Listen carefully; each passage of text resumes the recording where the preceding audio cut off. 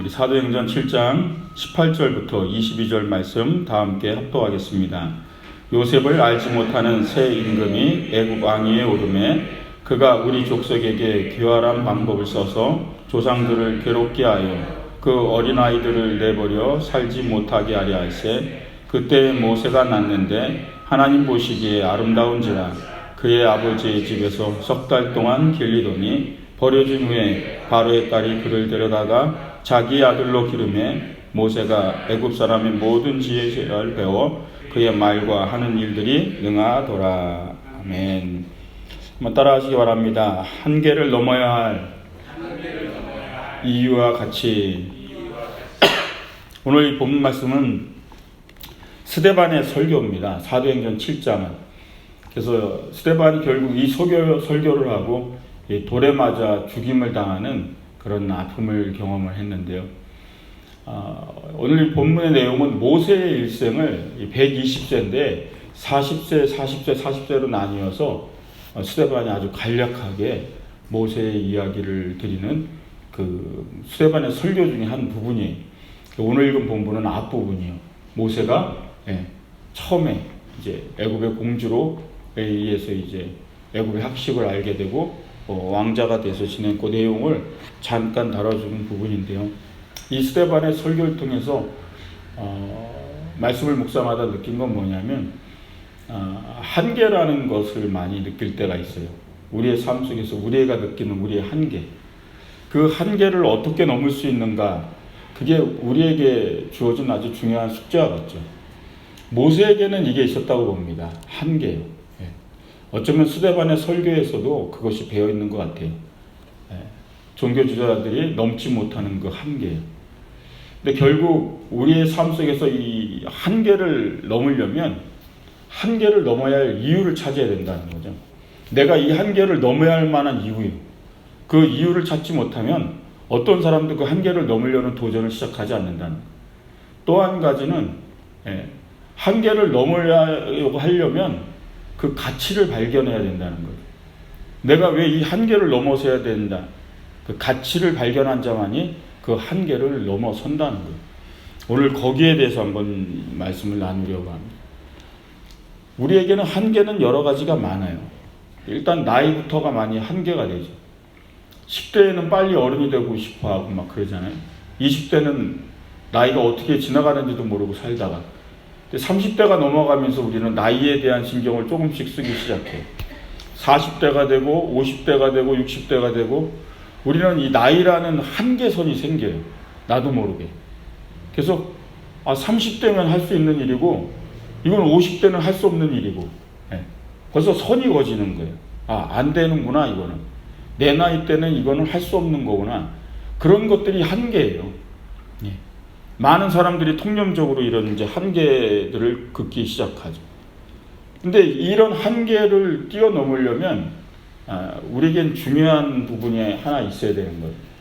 그 첫 번째가 시선이에요. 시선. 한계를 넘으려면 어디를 보느냐는 거예요. 그 시작은요. 한번 따라하시기 바랍니다. 도전은 시선을 향하는 곳에서 시작된다. 시선이. 우리는 나이라는 것을 보잖아요. 우리 시선이요.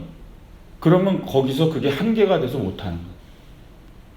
내 나이가 50인데 내 나이가 60인데 70인데 그 시선을 거기다 두면 그게 한계선이 된다는 얘기죠. 근데 거기서 사실은 시작되는 거예요. 한계를 넘을 수 있는 일들이. 제가 도전을 받았던 것 중에 하나가 트라이애슬론 경기가 있어요. 수영으로 시작해서 사이클을 타고 달리기로 마치는 철인 3종 경기라고 그러죠.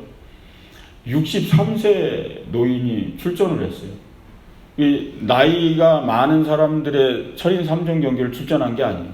20대들이 진짜 철인들이 경기하는 곳에 63세 이 노인이죠 말하자면 출전했는데 완주를 했어요. 완전히 정상적인 철인 경기를. 그게 사람들에게 많은 이슈가 되고요. 그거를 보면서 저도 그런 생각을 했어요. 진짜 10대, 20대 애들이 그렇게 못하거든요. 젊음을 가진 사람들이 그걸 못하는데 63세 노인이 그걸 했거든요. 나이라는 한계선이요. 예. 우리는 한계선을 그으면 거기를 넘지를 못해요. 예. 근데 시선이요. 어디를 보는가가 중요한 거죠. 무엇을 보는가가 중요하죠. 예. 그 바라보는 시선에서부터 도전이 시작되고 한계는 넘어설 수 있다는 거죠. 나이라는 한계선을 보지 않는 거예요. 그러면 시작도 못하는 거예요. 내가 60인데 어떻게 그거를 해. 60이라는 한계선을 보는 순간, 시선이 거기를 향하는 순간 한계를 넘지 못하는 거예요. 시선은 그 너머를 향해야 되는 거예요. 그 너머를. 공자가 이런 얘기를 했어요. 나는 15세가 되어 학문의 뜻을 두었고 30세에 학문의 기초를 확립했다.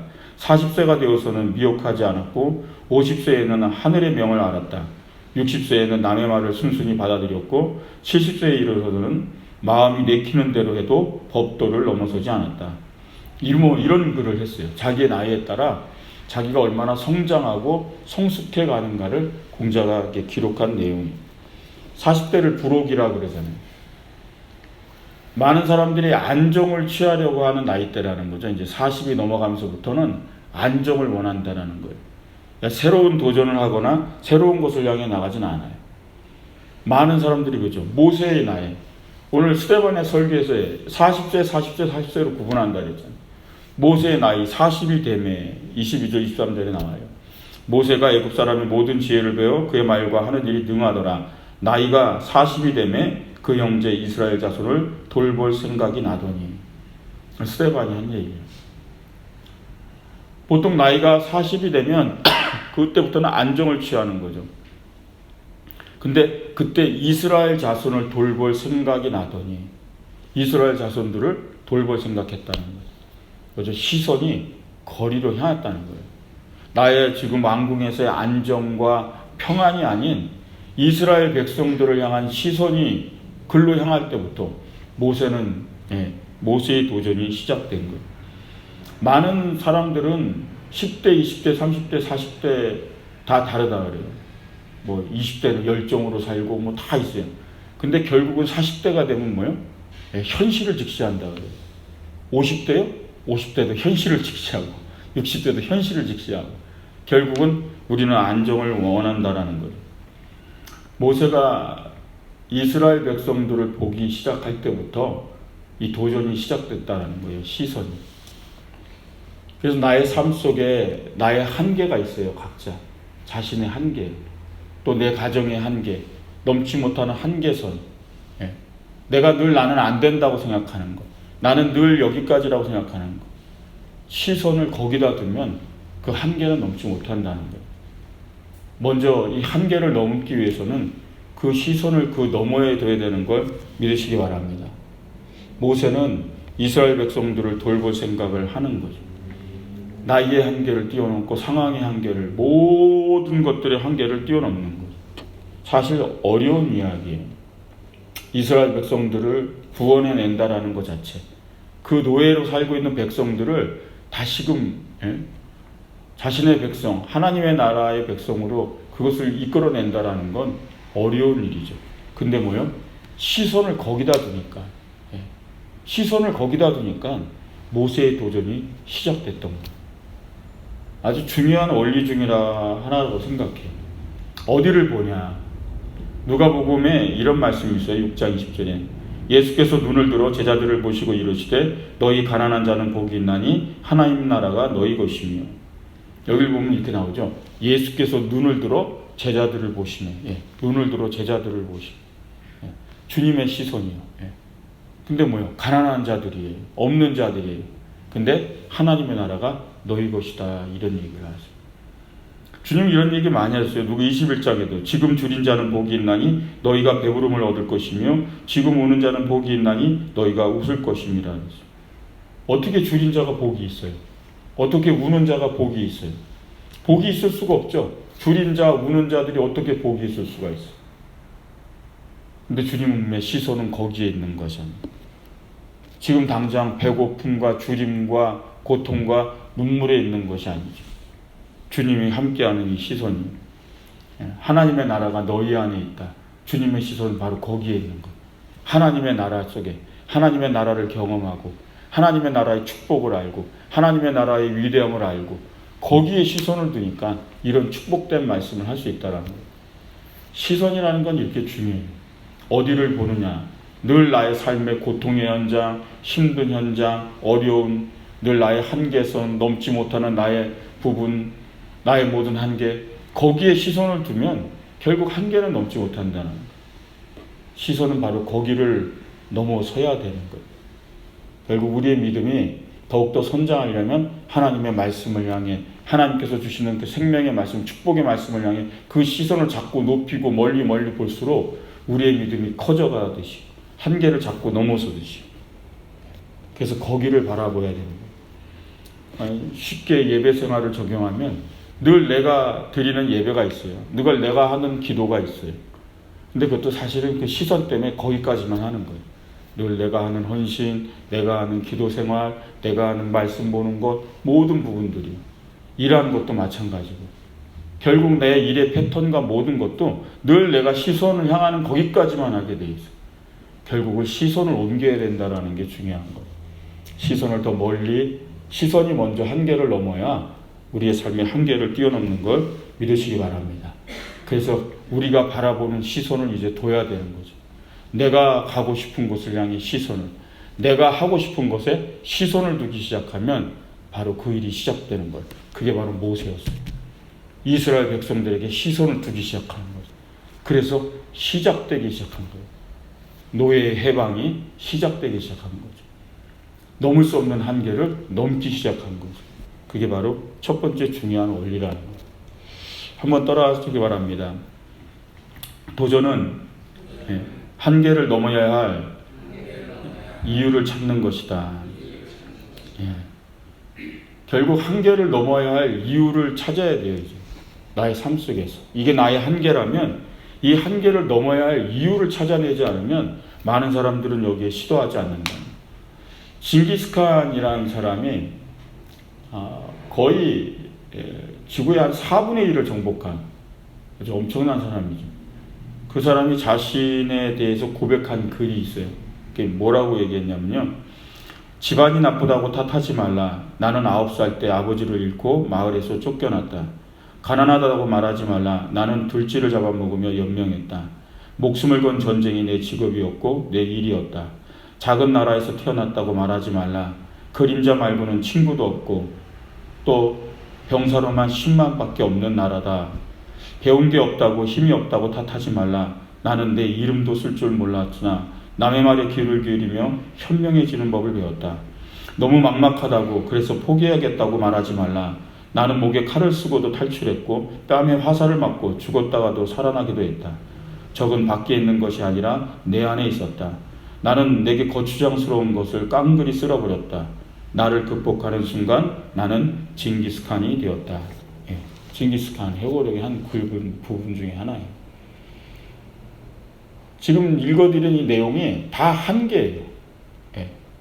결국 이래서 못하고 저래서 못하고 이래서 안 되고 저래서 안 되는 수많은 이유, 한계를 넘지 못하는 이유들이죠. 한계를 내가 넘지 못하는 이유, 그게 너무나 많다는 거예요. 어린 나이에 아버지를 잃고 가난한 곳에 태어났고요. 친구도 없고 배운 것도 없고 수많은 나의 한계를 넘지 못하는 이유가 엄청 많다는 거예요. 근데 깨달았다라는 거예요. 적은 밖에 있는 게 아니라 내 안에 있었다. 내가 갖고 있는 한계, 바로 나 자신을 극복하는 순간 징기스칸이 되었다. 이런 내용을 제가 봤어요. 그걸 보면서 그런 생각을 해요. 많은 사람들은 포기할 때 포기해야 될 이유를 많이 돼요. 이래서 포기해야 한다고. 포기해야 될 만한 이유들. 한계를 넘지 못하는 이유들을 많이 돼요. 그러나 한계를 넘는 사람들은 거꾸로 한계를 넘어야 할 이유를 대기 시작한다는 거예요. 포기를 못하는 이유를 댄다는 거죠. 근데 그 이유가 결국은 어쩌면 같을 수도 있다는 거예요. 제가 베토벤의 하일리겐 수다트의 유서에 대한 얘기를 한번 말씀드렸지만 20세에 귀가 먹으면서 자살하려고 유서를 썼다 그랬죠. 유서를 쓴 그 유서의 내용이 뭐죠? 죽어야 될 이유요. 내가 죽을 수밖에 없는 이유를 적은 거예요. 그게 유서예요. 내가 죽을 수밖에 없는 이유들. 귀가 멀고 작곡을 할 수 없고 이제 작곡을 할 수 있는 수많은 노래와 음과 세상의 소리들을 들을 수 없고 그런 것들 막 적는 거죠. 내가 죽을 수밖에 없는 이유들을. 근데 베토벤이 왜 살았다고요? 죽어야 될 이유가 자기가 살아야 될 이유가 된 거예요. 맨 마지막에 깨달은 게 작곡을 하지 못해서 죽고 싶었는데 그래도 작곡을 하고 싶어 살고 싶은 거예요. 그러니까 죽을 수밖에 없던 이유가 결국은 또 그게 내가 살아야 될 이유였다라는 거예요. 우리의 삶에 중요한 하나의 교훈을 주는 것 같아요. 내가 한계를 넘지 못하는 수많은 이유들이 결국은 내가 한계를 넘을 수밖에 없는 이유가 된다는 얘기인 거죠. 결국 우리는 나 자신에 대해서 한번 돌아볼 필요가 있는 거죠. 베토벤은 귀가 안 들리는 것이 죽어야 될 이유라고 생각을 한 거죠. 근데 본인이 그것은 넘어야 할 이유가 된 거죠. 그 한계를 넘어서야 돼요. 그게 진짜 한계를 넘는 거죠. 나의 삶 속에서 수많은 한계 상황들이 있어요. 그걸 극복해야 될 이유를 찾는다면 그 한계를 바로 넘을 수 있다는 거예요. 내가 안 되고 있지 않는, 아무리 하려고 해도 되어지지 않는 일들. 그 한계를 넘기 위해서는 먼저 그 이유를 찾는 거죠. 그 이유는 근데 거의 같은 이유라는 거예요. 내가 그 한계를 넘지 못하는 이유가 그 이유라는 거죠. 모세의 이야기를 다시 보면요. 모세가 이스라엘 백성들을 출애굽하던 중에 이스라엘 백성들이 금송아지 만들어서 다 죽을 뻔한 적이 있죠. 그때 모세가 하나님께 이렇게 기도합니다. 출애굽기 32장 31절 33절에 모세가 야훼께로 다시 나아가 여짜오되 슬프도소이다. 이 백성이 자기들을 위하여 금신을 만들어 싸우니 큰 죄를 범하였나이다. 그러나 이제 그들의 죄를 사옵소서. 그렇지 아니하시면 원하건대 주께서 기록하신 책에서 내 이름을 지워버려 주옵소서. 야훼께서 모세에게 이르시되 누구든지 내게 범죄하면 내가 내 책에서 그를 지워버리리라. 이 일화가 주는 중요한 부분이 하나 있어요. 이스라엘 백성들을 출애굽시켜서 끌고 나온 여정 중에 이스라엘 백성들을 하나님이 이제 다 멸절시키겠다는 거예요. 금송아지 우상을 섬기고 이 백성이 비전이 없다고 본 거죠. 다 내가 이 백성을 진멸하리라. 결정된 상황인 거예요. 한계 상황이에요. 안 바뀌는 거예요. 근데 모세는 이거를 바꿨어요. 이 백성이 죽어야 된다라고 결정을 했는데 이 백성이 살아야 될 이유를 댄 거예요. 내가 죽을 만큼, 내 이름을 생명책에서 뺄 만큼 이 백성이 살아야 될 이유가 있다고 간청을 한 거예요. 결국 그 한계를 넘어서고 만 거예요. 그래서 이스라엘 백성들은 살고 구원을 얻은 거예요. 이 내용은 주님의 십자가 사건과 같은 내용이에요. 죽을 수밖에 없는 영혼들이에요. 우리가 결정된 거예요. 죄의 노예고 죄에서 해방될 수가 없는 사람들이 사망이고 헤어나올 수 없는 결정된 상황. 근데 주님이 십자가를 지시면서 그 한계를 뛰어넘으신 거예요. 내 생명과 목숨을 바칠 만큼 살아야 될 이유, 이 백성들이 구원을 얻어야 될 이유가 충분하다라는 거예요. 그 이유를 아는 자만이 거기에 도전을 하고 거기에 목숨을 걸고 때로는 생명을 건다는 거죠. 주님의 십자가가 그거였어요. 어떻게 보면 모든 사람들이 볼 때 죽어도 될 만한 사람들, 그냥 저 죄의 무게 속에서 견디지 못하고 늘 범죄하는 영혼들, 죽을 수밖에 없는 영혼들이라고 치부할 수 있는데 주님은 그 한계를 넘으셨다는 얘기예요. 살아야 될 이유를 찾았다는 거예요. 이 백성이 살아야 될 이유가 있기 때문에 생명을 바치셨다는 거예요. 모세와 같은 거예요. 결국 희생을 통해서 그것을 이뤄내신 거예요. 한계를 넘어야 될 이유는요, 그런 데서 다 발견되는 거예요. 성경 안에서도. 때로는 우리가 신앙생활하고 인간관계를 맺고 사람들과 함께 살면서 우리는 한계 상황이 올 때가 있어요. 근데 모세나 주님께서 하신 일을 기억해야 돼요. 우리는 도저히 안 된다고 생각할 때가 있어요. 더 이상은 안 된다고 생각하고 한계 손을 긋죠. 그러나 모세와 주님은 달라요. 그 백성이 살아야 될 만한 이유, 다 죽어야 된다 그래도 살아야 될 만한 이유, 그 이유를 알기 때문에 목숨까지 걸었던 거예요. 생명책에 이름이 제하는 것까지 걸고 이 백성이 살아야 될, 살려야 될 이유, 바로 주님이 십자가에서 희생을 통해서 주님 앞에 보였던 모습과 같다라는 거예요. 결국 우리의 삶의 수많은 한계 상황에서 우리는 답을 찾아야 돼요. 내가 그 한계를 넘어야 될 이유, 이 한계를 반드시 뛰어넘어야 될 이유를 찾는다면 거기에 진짜 도전이 시작되고 그 도전은 이루게 됨을 믿으시기 바랍니다. 모세는 이스라엘 백성들을 구원내고 그 바라보는 시선에서 시작됐다 그랬죠. 그들을 자꾸 보니까. 그래서 그들을 끌어냈어요. 그리고 출애굽을 하며 그들 백성과 함께하는 중에 수많은 위기가 와요. 이 백성이 진멸되고 사라질 만한 위기. 그 한계를 계속 넘을 수 있었던 것은 바로 모세가 그 한계를 넘어야 될 이유를 알고 있었다는 거죠. 하나님이 결정하셔도 이 백성이 살아야 될 이유를 알았기 때문에 이 백성을 살려야 될 이유, 그 가치를 알고 이유를 아는 자는 늘 그 한계를 뛰어넘는다는 걸 믿으시기 바랍니다. 그래서 모세가 결국 이스라엘 백성들을 출애굽시켜낸 거예요. 결국 끌어낸 거예요. 기적과 같은 일을 이뤄낸 거예요. 한계를 뛰어넘는 그 이유를 찾아내시기를 주의 이름으로 축원드립니다. 세 번째 따라하시기 바랍니다. 도전은 한계를 넘어 새로운 가치를 발견하는 것이다. 내가 내 삶의 한계 상황을 뛰어넘기 위해서는요, 새로운 가치를 봐야 돼요. 새로운 가치를 발견하면 그때 사람은 움직이게 돼요. 근데 어떤 새로운 가치를 내 삶의 자리에서 발견을 못하면 늘 그 한계선상에 머물러서 늘 똑같은 삶을 살아가요. 아까 징기스칸 얘기를 했는데요. 보통 그 시대 때는 농경사회였어요. 농경사회에서 전쟁은 뭐냐면 땅을 확보하는 거예요. 땅이. 농경사회니까. 농사를 지어야 될 땅이요. 그러니까 땅 따먹기를 하는 거예요. 전쟁이에요. 계속 치고 들어가서 땅을 점령하고 그 다음에요, 농사를 지으려면 사람이 필요하잖아요. 그래서 사람을 잡아서 노예로 삼는 거예요. 그게 옛날 시대 때 전쟁이에요. 그래서 징기스칸이 그렇게 전쟁을 하면서 땅을 쳐들어온 거예요. 땅을 정복하고 사람들을 잡아서 농사 짓게 하고, 그 농경사회에서 자산의 가치, 부의 가치는 바로 농작물들이니까 그 당시는. 그러니까 그거를 계속 한 거예요. 근데 이 몽골이 그때 당시 두려웠던 이유가 뭐냐면 이 사람들이 유목민이잖아요. 그러니까는 러시아 같은 나라를 정복하면 러시아는 막 화려한 막 건물들 되게 많잖아요. 다 불태워버립니다. 실질적으로 그랬고요.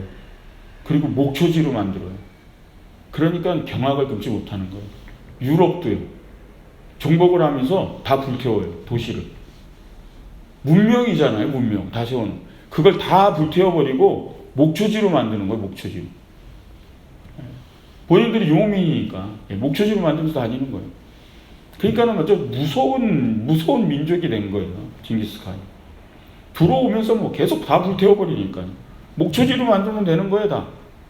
농경사회니까. 그래서 그게 무서웠던 민족이에요. 중국의 만리장성이요. 사람들은 그때 당시 사고가 뭐냐면 만리장성이 우리를 지켜준다. 그런 생각을 갖고 있었죠. 징기스칸은 생각이 달랐어요. 그건 그냥 경계선이고 넘으면 그만이다 생각한 거예요. 만리장성은 그냥 넘어간 거예요. 그러니까 생각이 다르니까. 그래서 수많은 나라들이 정복을 당하고 거의 4분의 1, 지구의 4분의 1을 정복하는 엄청난 일들이 일어났죠. 근데 징기스칸이 죽을 때 유언을 했어요. 무슨 유언을 했냐면 벽돌집을 짓지 말라고.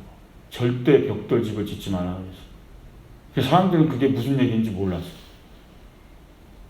몽골인들이 땅을 정복하면서 특히 중국이 베이징에 수도를 두고 거기서 지내면서 나라는 정복을 했는데 문화는 거꾸로 정복당하기 시작한 거예요. 중국화되기 시작한 거죠. 예, 점점 중국의 문화 속에서. 그래서 뭐요? 정착을 하게 되고, 예, 유목민이 이들은 막 말 타고 막 그 기계가 엄청난 민족이거든요. 그때 당시만 해도 말 타고 끝없는 뭐, 예. 그러니까 어디 머무르는 민족이 아니에요. 그러니까 계속 치고 나가는 거예요. 그래서 사실 그렇게 엄청난 정복 전쟁을 벌일 수 있었던 게 이들의 문화가 그냥 계속 밀고 나가는 거니까요. 근데 그게 바뀐 거예요. 정착을 해요. 뭐요? 성을 쌓기 시작한 거예요. 성을.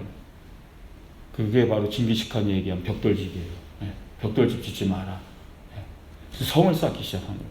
성을 쌓으니까 뭐요? 안주하고 성이 우리를 보호한다 이렇게 생각을 한 거예요. 결국 뭐죠? 징기스칸에 다 정복을 당했던 나라들이 가졌던 생각들이죠. 예. 만리장성을 쌓고 성을 쌓으면 그 안에서 우리가 보호를 받는다. 그런데 다 무너졌거든요. 근데 이제 그 몽골인들이 그런 생각을 하는 거예요. 그리고 몽골은 쇠퇴를 겪고 안주하는 순간, 머무는 순간, 예. 그들의 그 기계가, 예. 그 수많은 그 황야를 막 말달리던 그 기계가 다 이게 사라지면서 결국은 몽골은 쇠퇴가 됐다는 얘기예요. 그 내용을 이렇게 쭉 보면서 좀 그런 생각을 했어요. 결국은 새로운 가치를 발견하지 못하면 사람들은 안주하는 거예요. 한계를 넘어야 할 뭔가 새로운 가치가 없으니까 늘 성을 쌓고 그 성 안에 안주하고, 근데 그것은 안정이 아니라 그게 쇠퇴의 길이고 몰락의 길이었다는 거예요. 엘빈 토플러라는 미래학자가 있죠. 제3의 물결이라는 책을 쓴. 예. 농경사회일 때는 농업이, 예, 그것이 부의 자산의 가치니까 땅을 가진 자들이 부의 중심이었어. 제2의 물결은 산업혁명을 얘기하죠. 예. 기계화를 하고 산업화를 하면서 빨리 산업화를 시도한 나라들이 선진국이 되는 것. 그게 제2의 물결이었고, 제3의 물결은, 예, 정보화 사회. 1975년부터 컴퓨터가 온 나라에 다 대중화되면서, 예, 세상은 바뀌기 시작했죠. 그래서 지금은 상상할 수 없는 기업들이 가지고 있는 부의 가치가 엄청나죠. 뭐 구글이나 애플이나 IBM이나, 예, 그 수많은 이런 기업들이 나오기 시작한 거예요. 예, 기업들이 부의 가치를 가진, 예, 시대가 바뀌고 있는 거죠. 제4의 물결, 제4의 물결의 가치는 뭘까요? 제가 가치를 얘기한 거예요. 농경사회 때는 땅이, 산업화가, 기계화가, 예, 정보화가. 제4의 물결은요. 제4의 물결은 엘빈 토플러가 말했던 것은 인간 중심의 감동과 감성이라고 그랬어요. 예, 그게 가치가 된다 그랬어요. 점점 인간에 있는 감동과 가치를 중요시 여긴다는 거죠. 그거를 추구하는 시대가 온다는 거죠. 그래서 사실 그런 것들이 지금 많이 더 일어나고 있어요. 인공지능도 마찬가지. 인간의 감성, 인간의 감동, 예, 그런 부분들에 초점을 맞춰서 모든 것들이 발달되어 가기 시작하는 거예요. 이 가치를 발견하면 사람들은 자꾸 그 하나의 선을 넘기 시작하는 거예요. 그렇게 문명은 발달되어 왔다는 거예요. 가치를 발견하면 또 하나의 선을 넘고 또 하나의 선을 넘고. 개인과 삶에도 이게 적용되어야 될 중요한 말씀이라고 생각하는 거죠. 내 삶의 중요한 가치를 발견하지 않으면 사람들은 그 선을 넘지 않고 안주하며 산다는 거예요. 모세가 나이 40이 되면 자기 백성을 돌볼 생각이 나더니 그랬거든요. 이 표현이 뭐냐면 노예인 백성이야. 400년간 노예로 산 백성을, 이 백성을 돌볼 생각을 했다고. 이 백성을 포로에서부터, 노예로부터 해방시킬 생각을 했다라는 거예요. 이거 엄청난 한계죠. 근데 모세가 본 거는 이 백성들을 끌고 나올 그 가치를 본 거죠. 미래. 나라를 세우고 민족을 세우고 하나님 백성들의 새로운 나라를 형성하는 가치. 가치를 본 자가 여러분 한계에 도전하고 한계를 넘는 줄 믿으시기 바랍니다. 모세는 그 가치를 본 거예요. 자기 동족을 통해 나라를 세우고, 그래서 출애굽을 하며 결국 가나안 땅에 진격해서 거기서 이스라엘이라는 나라를 세우게 되는 거죠. 결국 우리의 삶 속에서 이런 도전들을 시작하려면 우리는 이제 내 삶의 주변에 중요한 가치들을 발견해야 돼. 그런 것들은 이렇게 거대한 것만 있는 게 아니에요. 기도의 가치를 발견하면 기도를 하게 돼요. 그러니까 내가 늘 드리던 기도가 아니에요. 그 한계선을 넘는 기도는, 그 기도의 진정한 가치를 발견한 사람은 기도를 향해 가요. 말씀도 마찬가지예요. 그저 내가 알고 있는 말씀 안에서 안주하는 것과 말씀의 가치에 눈을 뜬 사람들은 그 더 한계를 넘은 말씀을, 더 그 한계를 넘은 말씀의 가치를 향해 도전하게 되는 거예요. 그러면서 하나님 안에서 내 안에 영적인 성실, 헌신도 마찬가지. 내가 늘 하던 헌신이 아니에요. 헌신의 가치를 발견한 사람은 거기를 향해 또 그 한계를 또 뛰어넘어 더 큰 헌신의 자리로 계속 나아가는 거예요. 우리 삶에 이런 부분들이 일어나지 않는다면 늘 안주하는 삶이 일어난다는 거예요. 제가 한국에 있을 때 양서성전에서 액션 바이블을 강의할 때요, 성경 전체를 강의하는 걸 시작했을 때요, 나이가 다 많으셔요. 60, 70, 80대 되는 분들도 오시고. 근데 강의를 들으면서 그분들이 생각하는 게, 그 나이에 성경을 더 많이 알아서 뭘 할까? 전혀 그렇지 않아요. 가치를 발견하면요, 거기에 대해서 그 한계를 뛰어넘는 일들이 일어나는 거예요. 젊은이들도 몰라요.